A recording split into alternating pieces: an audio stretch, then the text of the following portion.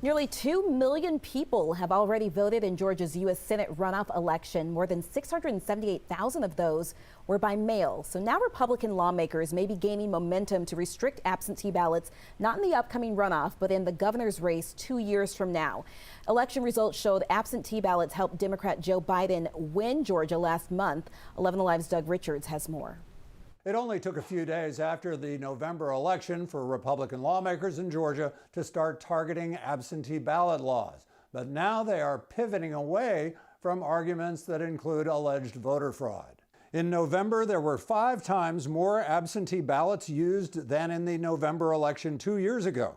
And election returns showed that they drove Georgia's results toward Democrat Joe Biden. They also created a lot of work for county election staff, who had to process each ballot envelope by hand while matching its signature with voter records. They also had to manage in-person early voting and election day voting. It was too much, says Ryan Germany of the Secretary of State's office. They were being asked this year to basically run 3 parallel voting systems. Based on the volume of absentee this year, that was really unsustainable. Currently, Georgia has what's called no excuse absentee balloting, where any voter can apply for an absentee ballot without citing a need or a hardship.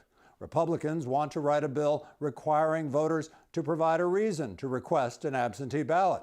They could also require a signature match verified by a notary public, as some other states require. If that reduces the number of absentee ballots, that'd be just fine with Deb Cox. The Lowndes County election director tells us it would take a large burden off of the overwhelmed election officials here in Lowndes County and across the state. But Democrats complain that restricting absentee voting amounts to voter suppression and that it would impact both parties. It's also incredibly short-sighted. You never know what methods an individual is going to choose to vote by.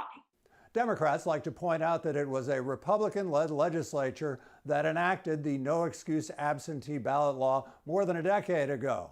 Next month, we will start to see if the new Republican legislature has the muscle to undo its work. Doug Richards reporting for us tonight.